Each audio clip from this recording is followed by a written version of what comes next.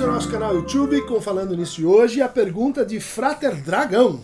Caro Dunker, será que por gentileza você poderia falar um pouco sobre como entender um neurótico que vive as alucinações da vida como se fosse esquizofrênico, mas que estruturalmente é neurótico? Essa é uma questão que me angustia muito, muito mesmo. Indicações de leitura também seriam muito bem-vindas. Muito obrigado. Frater, eu acho que você está falando aqui de um fenômeno que não é bem clinicamente caracterizado como uma alucinação, né? Mas é mais próximo daquilo que o Freud chamava de um devaneio, que é um dos traços mais antigos, mais clássicos da histeria. Uma aptidão, né, uma tendência a, numa determinada situação, a partir de determinados traços, produziram uma espécie de dissociação, de tal maneira que a pessoa sai daquela situação real, presente e atual, e começa a viver uma espécie de filme paralelo, ou de teatro, né? Imaginando coisas, devaneando como aquela situação poderia evoluir, quem que poderia ser aquele com quem você está falando, e a pessoa, no fundo, ela vai assim se deslocando para um outro lugar. Muitos dos transtornos e déficits de atenção, eles são recaracterizações desse funcionamento, né? Dessa Spaltung, dessa divisão subjetiva, que é uma forma, né, de lidar com o desejo.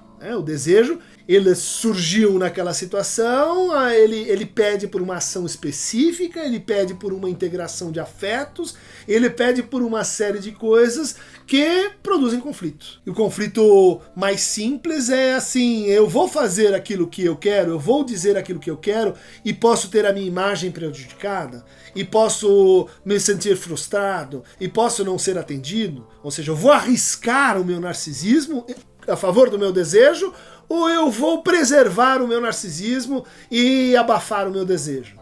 O que acontece nessas situações que você está descrevendo? Eu tento fazer as duas coisas, né? Eu preservo o meu narcisismo, então eu não me manifesto, eu passo ali na situação como se eu estivesse cumprindo tabela, eu fico na aula como se eu estivesse presente, mas eu estou em outro lugar, e nesse outro lugar eu dou curso às satisfações, né, fantasísticas, ao meu desejo, que então se realiza de uma forma alucinada, devaneada, né, ao modo de imagens, né?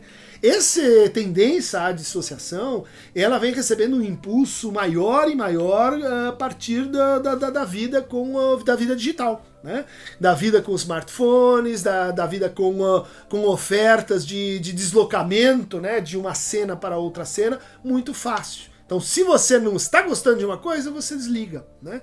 Se você não está assim, se aquela coisa não está te seduzindo, você muda de canal, mesmo permanecendo ali em ato, né? Isso é uma solução que funciona a curto prazo, mas que a médio e longo prazo vai trazendo uma série de efeitos muito nocivos. Por quê? Porque essa tendência a sair de si, às vezes com o auxílio de substâncias psicoativas, né? Uma cannabis, né? Uma LSD, há várias coisas que ajudam a gente a produzir essa dissociação, né? Só que nesse estado de dissociação, a gente também começa a ter algumas perdas. Perdas de sensibilidade corporal, perdas de presença com o outro, isso produz efeitos na relação com os outros, né? Os outros passam o quê? A se desinteressar de você. O professor pode te deixar de lado também, como você está saindo da situação ali.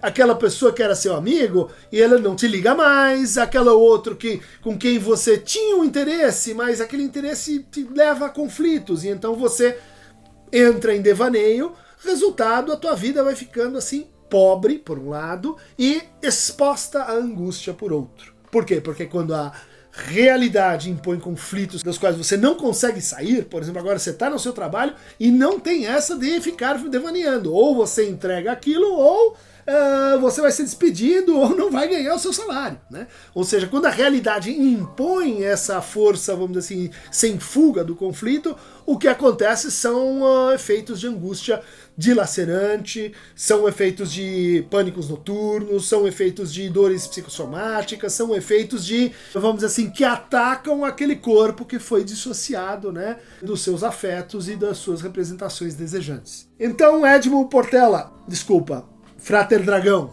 olha aqui a desatenção devaneante. Esse é uma situação muito presente, né, muito atual, que é perfeitamente responsiva à situação de tratamento psicanalítico, né, ou psicoterapêutico. Para receber mais informes devaneantes e alucinantes, clique aqui no Aqueronta Mover.